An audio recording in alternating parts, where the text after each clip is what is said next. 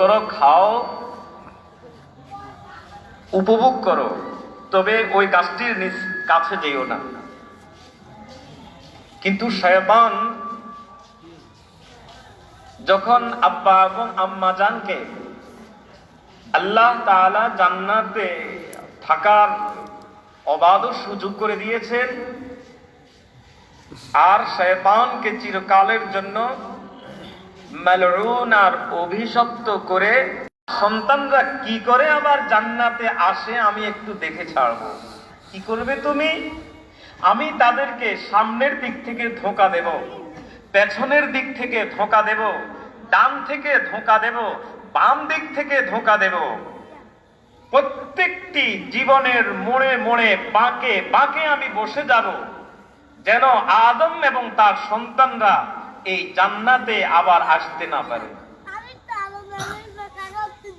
আলোচনা সূরতে হাল দ্বারায় যেন বোঝা যাচ্ছে এমনটি। আল্লাহ জিজ্ঞেস করেছেন, তোমার বক্তৃতা শেষ হয়েছে?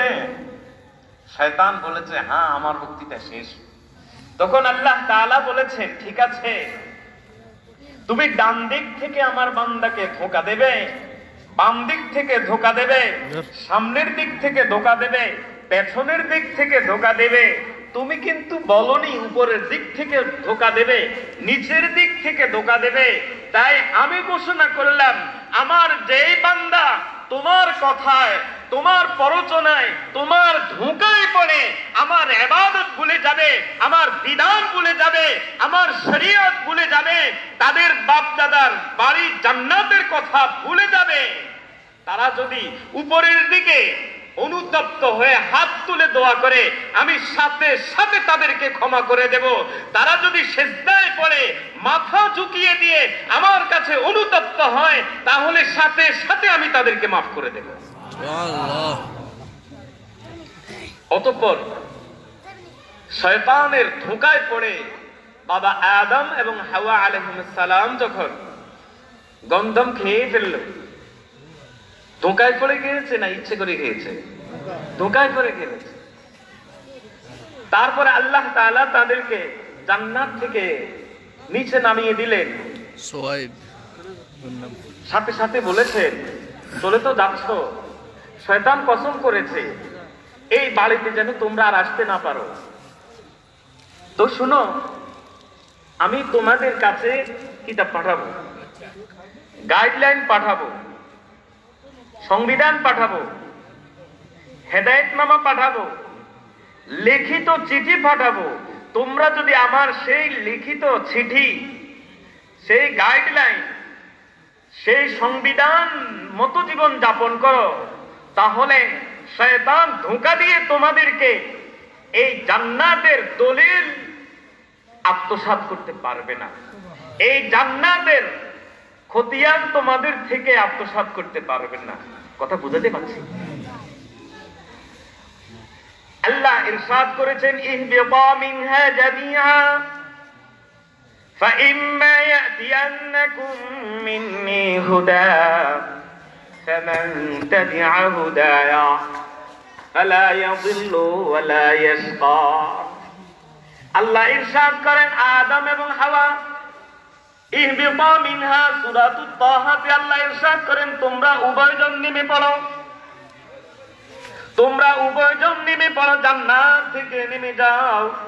আল্লাহ তাআলা জান্নাত থেকে আমাদেরকে এত নিচে নামিয়ে দিলেন, এত নিচে, এত নিচে, যেখানে আলো ছাড়া কিছুই দেখা যায় না।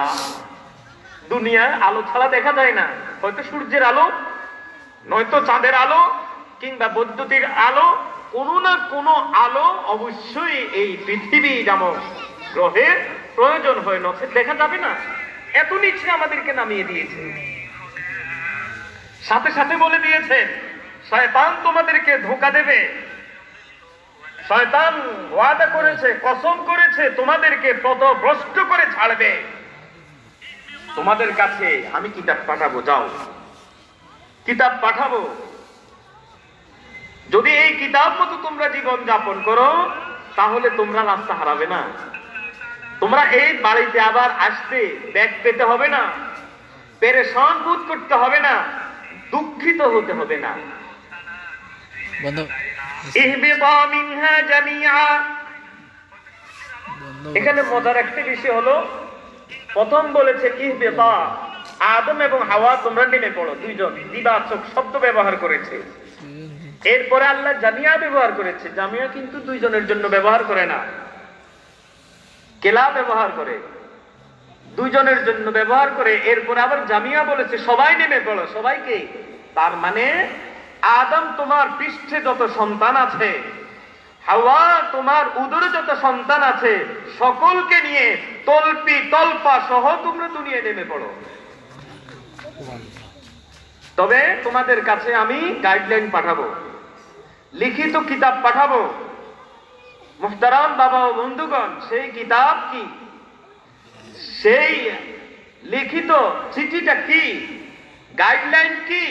সেটা হলো কখনো তাওরাত ছিল, সেই গাইডলাইন কখনো জাবুর ছিল, সেই লিখিত কিতাব কখনো ইনজিল ছিল, কখনো সহিফা ছিল, আর শেষ কিতাব কুরআনুল কারীম ছিল।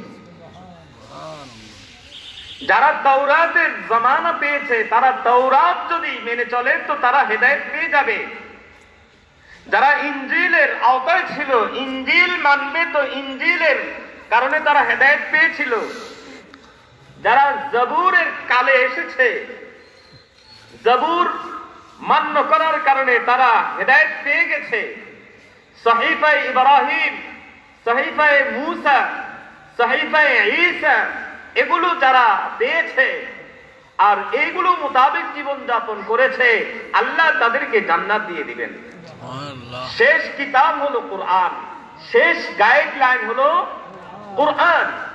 এই কোরআন মতো আল্লাহ তাআলা বলেন, যখন তোমাদের কাছে এই কিতাবটা এসে যাবে, এই হেদায়েত নামে এসে যাবে, তোমরা যদি সেটা অনুসরণ করো, সেটা যদি মেনে চলো, তো তোমাদের কোনো পথভ্রষ্ট করতে পারবে না, তোমরা আর হতভাগা হবে না, তোমরা বঞ্চিত হবে না।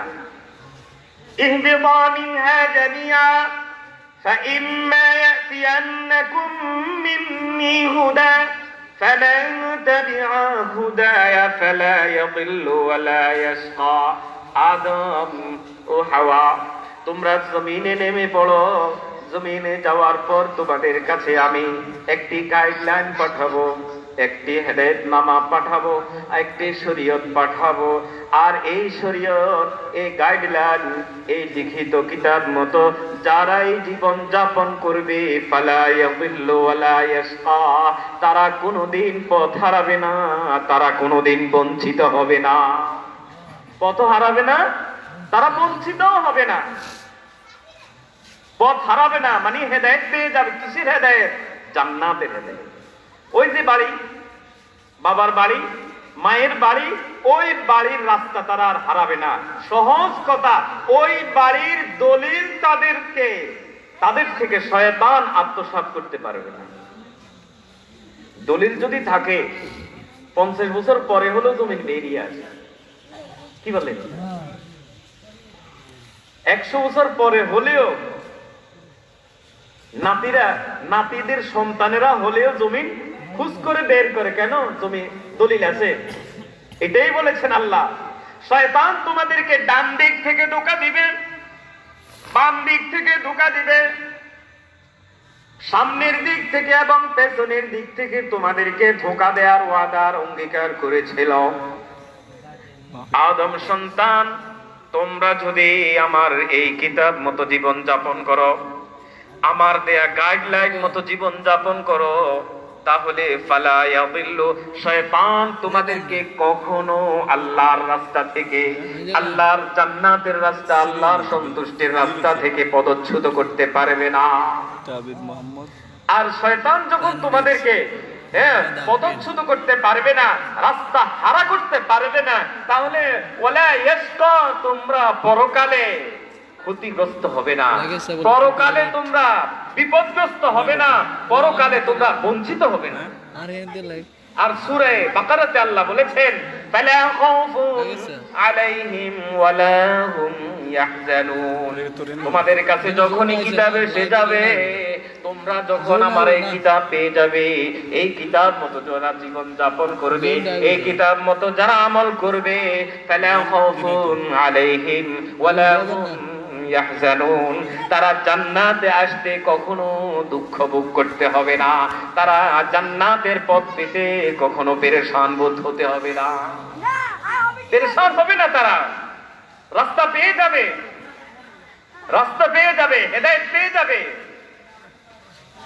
এখন প্রশ্ন হলো, আমরা তো অনেকেই আছি হয়তো কোরআন একটা দুইটা সূরা পারি, 10টা সূরা পারি, পুরা পারি না, তেলাওয়াত করতে পারি না, বুঝতে পারি না, আমরা কি হেদায়েত পেয়ে যাব? আমরা হেদায়েত পাবো? কথা প্রশ্ন বুঝতে পারছেন?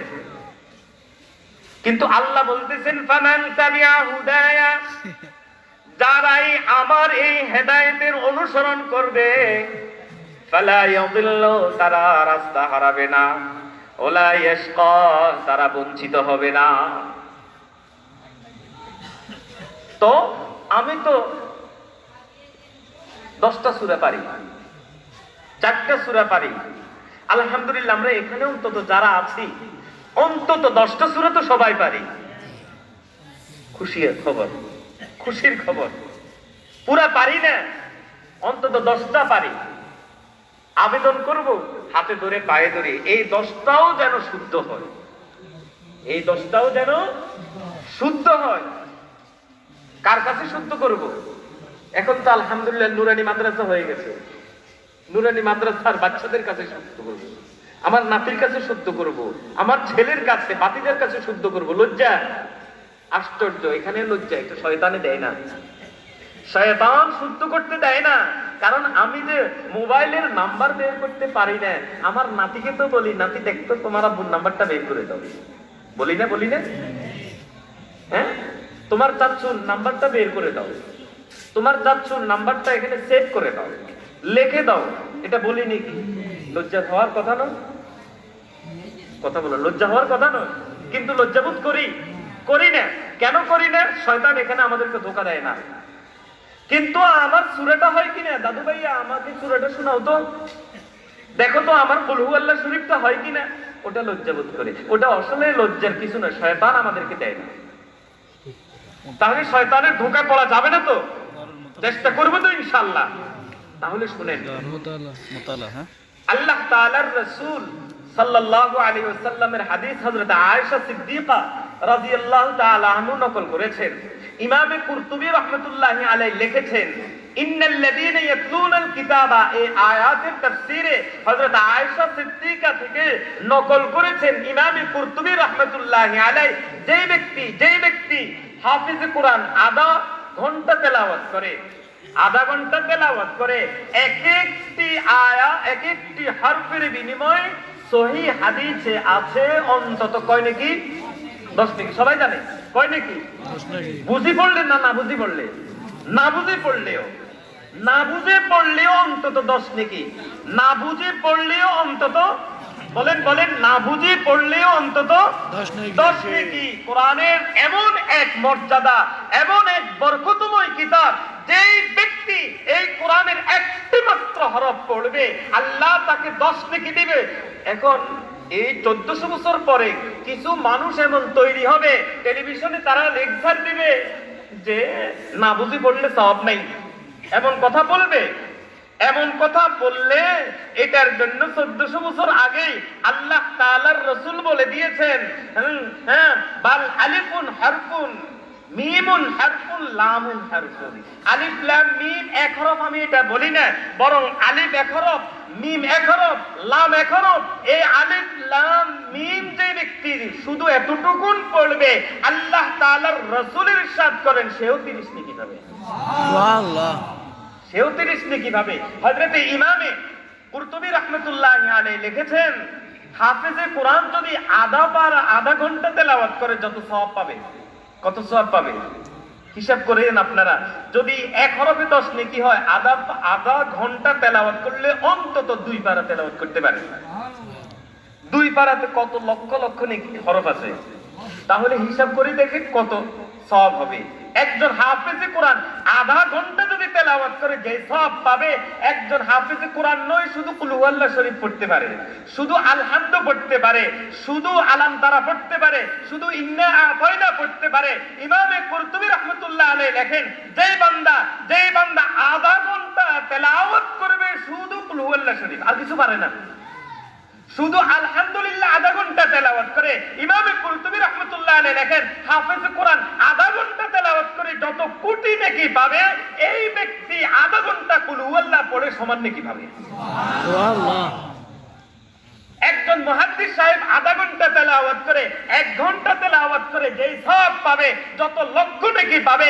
একজন গায়রে হাফেজ শুধু আলহামদু পড়তে পারে, আলহামদুলিল্লাহি রাব্বিল আলামিন সূরাটা পারে, এটাও পারে না, শুধু বিসমিল্লাহির রহমানির রহিম পারে, এতটুকুন পড়ে যদি 1 ঘন্টা পড়ে, মুহাদ্দিস সাহেব 1 ঘন্টা পড়ে যত নেকি পাবে, এই ব্যক্তি এত নেকি পাবে।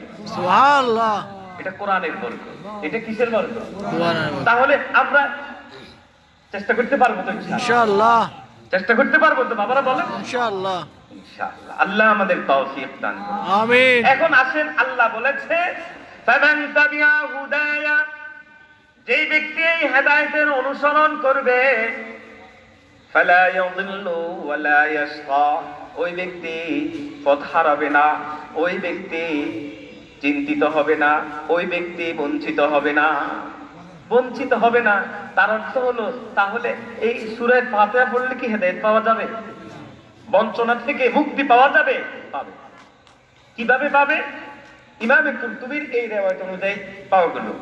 আমাদের ভারতের বিশাল বড় আলেম ইমামে বুখারীর পরে এত বড় মুহাদ্দিস অনেকেই দাবি করেন আর আসেন এই পৃথিবীতে। আনোয়ার শাহ কাশ্মীরি রহমাতুল্লাহ আলাইহি ফয়জুল বারী নামক কিতাবে লিখেছেন, বুখারী শরীফের ব্যাখ্যা গ্রন্থ ফয়জুল বারী, সেখানে লিখেছেন হযরত যে ডাক্তার সাহেব যদি আমাদেরকে 10 দিনের ওষুধ দেয়, কোর্স 10 দিন, যদি কোনো ব্যক্তি 3 দিনের ওষুধ খাইলো আর খেলো না, তাহলে তার কোনো উপকার হবে নি? হবে? হবে? হবে। যতটুকুন খেয়েছে এতটুকুন হবে, আবার হয়তো রোগ দেখা দিবে, আবার হয়তো রোগ দেখা দিবে। কিন্তু যে কোর্স খেয়েছে, যতটুকুন খেয়েছে এতটুকুন একটা ফলাফল সে পাবে। অতএব যে ব্যক্তি পুরো কোরআন পড়তে পারে না, পুরো কোরআন আমল করতে পারে না, বিশ্বাস করেছে আর শুধু সূরাতুল ফাতিহা পড়েছে, অন্তত সূরাতুল ফাতিহা পড়ার কারণে আল্লাহ তাআলা তাকে কিছু হেদায়েত দিয়ে দিবে ওষুধের মতো। সুবহানাল্লাহ। পিপাসা আছে, খুব বেশি পিপাসা। ইমামুল হাসান আনোয়ার শাহ কাশ্মীরি রাহমাতুল্লাহ আলাইহি লেখেন, পিপাসা আছে, 1 জগ পানি পান করতে পারবে না। সে যদি শুধু 1 গ্লাস পানি পায়, 1 গ্লাস পাইলো, 1 জগ পাইলো না, 1 গ্লাস পানি পান করলেও তো তার কিছু পিপাসা নিবারণ হবে। তো পুরো কোরআন আমি পড়তে পারলাম না, হতভাগা আমি, কোনো কারণে শিখতে পারলাম না, কিন্তু সূরাতুল ফাতিহা পারি, কুল হুয়াল্লাহ পারি, সূরা নাস পারি, সূরা ইখলাস পারি, ইন্না আতাইনা পারি, ইযা জা পারি, অন্তত এতটুকুন তেলাওয়াত করলেও হেদায়েত আমি কিছু পেয়ে যাব। তাহলে আমাদের জন্য হেদায়েত পাওয়া সহজ তো? চেষ্টা করব তো ইনশাআল্লাহ।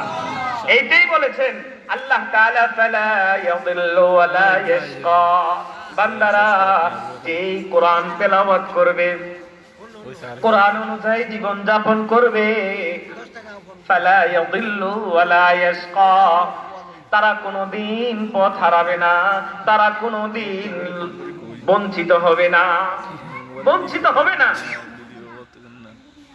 হযরতে মাহমুদুল হাসান দামাত বারাকাতুহু দাতরাবাই মাদ্রাসার মুতাবিন হুজুর বলেন যে কোরআনুল কারীম তো, কোরআনুল কারীমের এক একটা পৃষ্ঠা তো আরশ আজিমের চেয়েও বেশি দাম। এটা কিভাবে বুঝাবো? আরশ আজিম থেকেও কোরআনুল কারীমের এক একটা পৃষ্ঠা বেশি দামি। কি করে? আরশ আজিম হলো আল্লাহর সৃষ্টি, আল্লাহর সৃষ্টি, কোরআন আল্লাহর সিফাত, কোরআন আল্লাহর গুণ। কোরআন সৃষ্টি নয়, কোরআন সৃষ্ট নয়, কোরআন গুণ। গুণ আবার 2 প্রকার, এক প্রকারের গুণ বিচ্ছিন্ন হয়, আরেক প্রকারের গুণ সিফাত বিচ্ছিন্ন হয় না।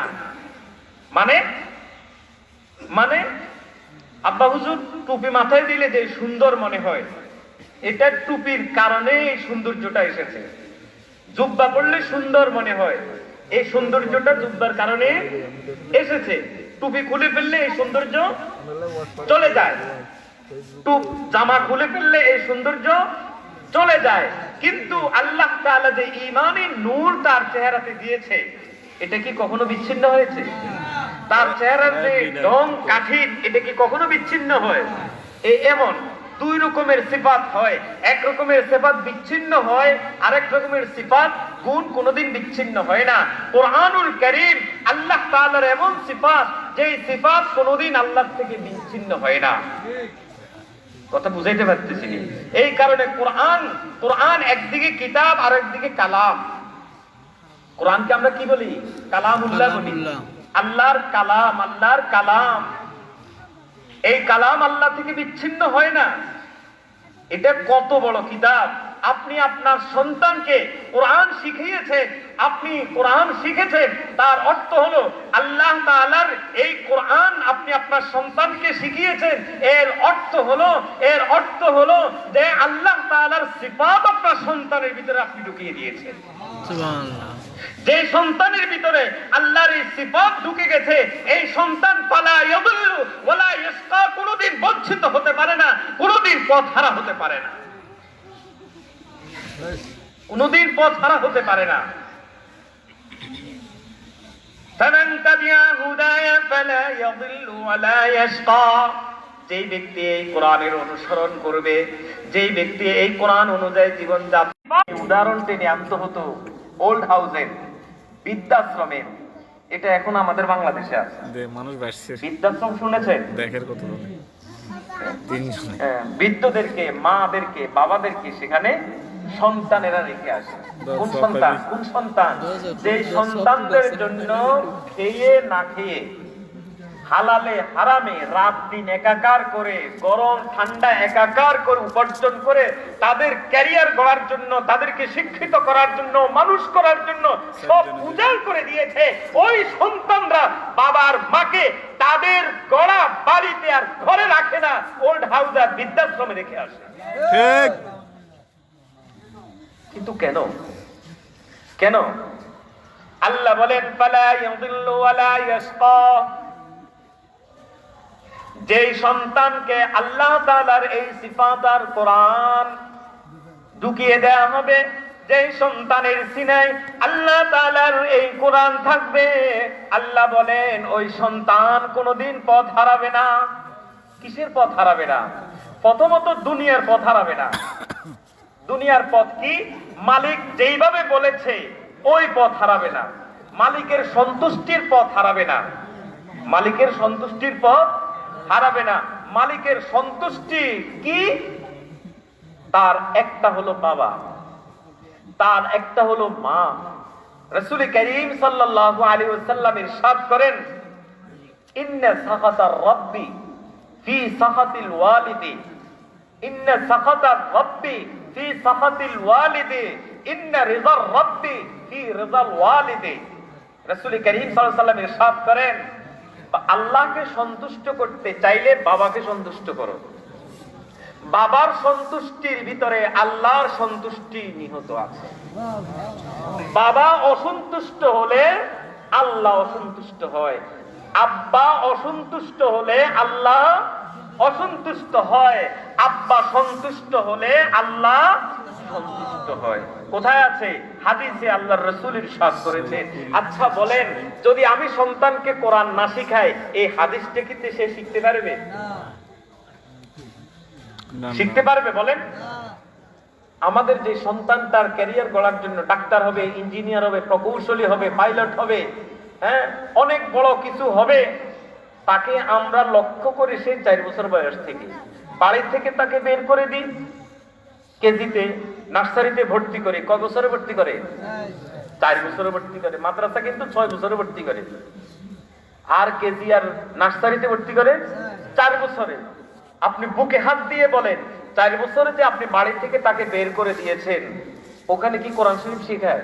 সূরা ফাতিহা এমন হাদিস, যে হাদিসে বাবাকে খেদমত করতে হবে, মায়ের সেবা করতে হবে। এটা জানেন আপনারা, আল জান্নাতু তাহতা আকদামিল উম্মাহাত, সন্তানের বেহেশত মায়ের পায়ের নিচে, এটা আপনারা জানেন, এটা হাদিস। আচ্ছা, এমন কোন কথা কি আপনার যে সন্তানটাকে, যে নাতিটাকে, আপনার যে উত্তরসূরিকে 4 বছর বয়সে সামাজিক ক্যারিয়ার গড়ার জন্য, তারপরে তার উন্নতি ক্যাডেট বৃদ্ধি করার জন্য 4 বছর বয়সে তাকে বের করে দিয়েছেন, সে ইঞ্জিনিয়ার হবে, প্রকৌশলী হবে, ডক্টরেট ডিগ্রি হবে, ডাক্তার হবে, ইঞ্জিনিয়ার হবে, সে যদি ডক্টর হতে যায় অন্তত 40 বছর বয়সের আগে পারবে না। আচ্ছা, 4 বছর থেকে 40 এর ভিতরে কোথাও কি এমন কোন সিলেবাস, এমন কোন আয়াত, এমন কোন হাদিস তাকে কি শিখানো হবে যেখানে বাবাকে পাদরে শ্রদ্ধা করতে হয়? শিখাবে? মাকে সেবা করতে হবে? আছে? তো সে 4 বছর থেকে 40 বছর পর্যন্ত যা পড়ালেখা করেছে সেখানে কোথাও নেই বাবাকে সম্মান করতে হয়, মাকে সেবা করতে হবে। এমন যদি সে না পড়ে তাহলে শিখবে সে কোথায়? এখন সেই সন্তানটা, এই সন্তানটা যদি শিক্ষিত হইয়া ডক্টরেট ডিগ্রি এনে মা আর বাবাকে বৃদ্ধাশ্রমে পাঠিয়ে দেয়, তাহলে এই সন্তানের অপরাধ আছে? এই সন্তান কোনো ভুল করেছে? কারণ সে তো শিখেই নেই, পড়েই নেই, জানেই নেই। আমাদের সমাজে আমাদের সন্তানটা যে মা আর বাবাকে ভাত দিচ্ছে, খাবার দিচ্ছে, সম্মান করছে, সালাম করছে, চিকিৎসা করছে, ঘরে রাখছে, এটা কোনো না কোনো ভাবে কোরআনের বরকত। কিসের বরকত? কোনো না কোনো ভাবে তার ভিতরে কোরআনের আলো ঢুকেছে। এই কারণে আজও আমাদের ভাইয়েরা, আমাদের বন্ধুরা তাদের বাবার মাকে ঘরে রেখেছে। আমাদের সমাজে যারা শিক্ষিত, শিক্ষিত বলতে উচ্চ শিক্ষিত, ডিগ্রিধারী, যারা কোরআনের ছায়া পায়নি, তাদের মা আর বাবা একজনও এখন আর ঘরে নাই, তারা সবাই উল্টা হচ্ছে বৃদ্ধাশ্রমে। বৃদ্ধাশ্রমে বেশি দূরে যেতে হবে না। ছাত্র ভাইরা অনেকেই চিনে আমাদের কবি শামসুর রহমান, কবি আল মাহমুদ, কবি আল মাহমুদ উভয় বাংলার শ্রেষ্ঠ কবি, মারা গেছে কয়েক মাস আগে। 3 সন্তান, 2 ছেলে, একটা জার্মানিতে আর একটা আমেরিকাতে, মেয়ে আমেরিকাতে। বাবা টাকা পাঠাও, বাবা টাকা পাঠাও, বাবা সব বিক্রি করে ফেলেছে, বাড়িঘর সব বিক্রি করে ফেলেছে। এরপর এরশাদ সাহেবের জমানায় আবার একটা বাড়ি দিয়েছে, 1,80,00,000 টাকা বিক্রি করে সেটাও পাঠিয়ে দিয়েছে। সন্তানরা বড় ক্যারিয়ার করতেছে, সন্তানরা বড় শিক্ষিত হচ্ছে, ডক্টরেট ডিগ্রি নিয়ে তারপরে দেশে আসবে, গাড়ি করবে, বাড়ি করবে, বাবাকে অনেক আরো আদর যত্নে রাখবে। কিন্তু বাবা দুঃখে দুঃখে তিলে তিলে মারা গেছে, একটা সন্তান আসে নাই। এটা সন্তানদের অপরাধ নয়।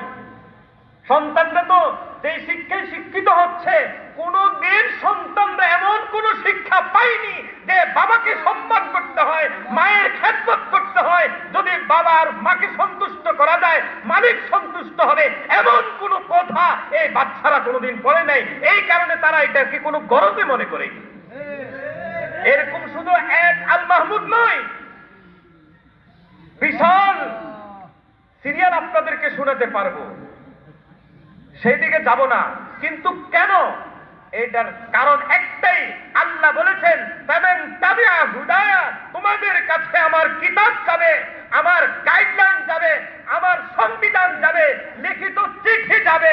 এই চিঠি অনুযায়ী যারা জীবন যাপন করবে, সন্তানদেরকে শিখাবে, ফালা ইয়াদিল্লু, তারা পথ হারাবে না, আল্লাহর সন্তুষ্টির পথ হারাবে না। আল্লাহর সন্তুষ্টির একটি পথ হলো বাবার খেদমত করা, আল্লাহর সন্তুষ্টির একটা পথ হলো মায়ের খেদমত করা। অন্তত পক্ষে যেই সন্তান কোরআন শিখবে, ওই সন্তান মা আর বাবার সাথে অবাধ্য আচরণ করতে পারে না। ফালা ইয়াদিল্লু ওয়ালা ইয়াসকা, ফালা ইয়াদিল্লু ওয়ালা ইয়াসকা। আর কি? আর কিসের পথ হারাবে না? আর কিসের পথ হারাবে না? ভাই ভাইয়ের কাছে পাওনা থাকে, বন্ধু বন্ধুর কাছে পাওনা থাকে, সন্তান বাবার কাছে পাওনা থাকে, বাবা সন্তানের কাছে পাওনা থাকে, সন্তান মায়ের কাছে পাওনা থাকে, ভাই বোনের কাছে পাওনা থাকে, বোন ভাইয়ের কাছে পাওনা থাকে, সরকারের কাছে, প্রশাসকের কাছে জনগণ পাওনা থাকে, জনগণের কাছে কাছে প্রশাসক সরকার পাওনা থাকে, উপরওয়ালার কাছে নিচের ওয়ালারা পাওনা থাকে, নিচের ওয়ালার কাছে উপরওয়ালারা পাওনা থাকে। আল্লাহ বলেন ফালা ইয়াদিল্লু ওয়ালা ইয়াশকা, যে এই কোরআন অনুযায়ী চলবে, এই কোরআন অনুযায়ী চলবে, তার দ্বারায় অন্যের কোনো ক্ষতি হতে পারে না। ফামান তাবিআ হুদায়া ফালা ইয়াদিল্লু ওয়ালা ইয়াশকা, যারা এই কোরআন পাবে, এই কোরআন অনুযায়ী জীবন যাপন করবে, আমার আল্লাহ বলেন তারা কোনোদিন পথ হারাবে না। এই কোরআন যদি বাবার হাতে তুলে দাও, এই বাবা পথ হারাবে না। যেই বাবা কোরআন শিখেছে, ওই বাবা অবশ্যই তার সন্তানকে কোরআন শেখাবে। এই কোরআন যদি সন্তানের হাতে তুলে দাও, সন্তান পথ হারাবে না। এই কোরআন ভাইয়ের হাতে তুলে দাও, ভাই পথ হারাবে না। এই কোরআন বাবার হাতে তুলে দাও, বাবা পথ হারাবে না। এই কোরআন ছাত্রের হাতে তুলে দাও, ছাত্র পথ হারাবে না।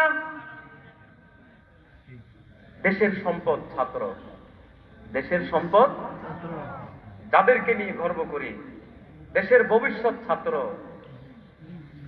কিন্তু যারা পত্র পত্রিকা পড়েন তারা অবশ্যই জানেন আমাদের এক বিশ্ববিদ্যালয় ছাত্ররা শিক্ষককে পানিতে ফেলে দিয়েছে। বুঝতে পারি না কেন? কেন? অপরাধটা কি ছিল ছাত্রের? ছাত্রের কোনো অপরাধ ছিল না। এই ছাত্রকে শিখানো হয়নি উস্তাদের কি মর্যাদা, উস্তাদের কি সম্মান, শিখানো হয়নি। আর সেই শিক্ষা শুধুই কোরআনে, এই শিক্ষা শুধুই হাদিসে আছে। ফামান তাবিআ হুদায়া, এই কোরআন যার হাতে যাবে সে কোনোদিন পথ হারাবে না, সে হতভাগা হবে না। এই কোরআন হাতে তুলে দাও ছাত্রের, ছাত্র পথ হারাবে না। এই কোরআন যখন শিক্ষকের হাতে, শিক্ষক পথ হারাবে না। এই কোরআন যদি মেম্বারের হাতে যায়, মেম্বার পথ হারাবে না। এই কোরআন পুলিশের হাতে, পুলিশ পথ হারাবে না।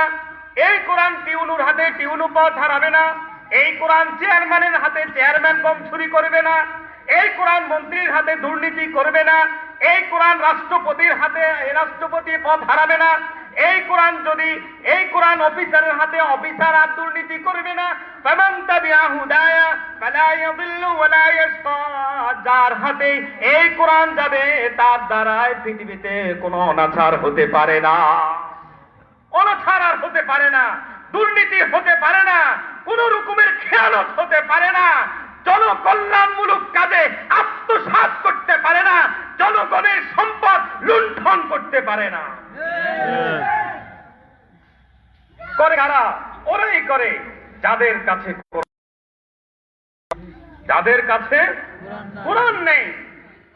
আল্লাহ বলেছেন ফালা ইয়াদিল্লু, তারা পথ হারাবে না, পথ হারাবে না।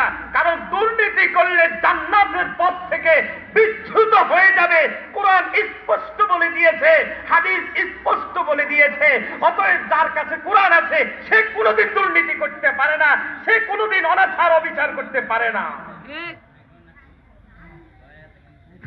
ফামান তাবিআ হুদায়া ফালা ইয়াদিল্লু ওয়ালা ইয়াশকা, যদি একটু কোরআনের আলো পেয়ে যায় তার দ্বারা কোনোদিন দুর্নীতি হতে পারে না।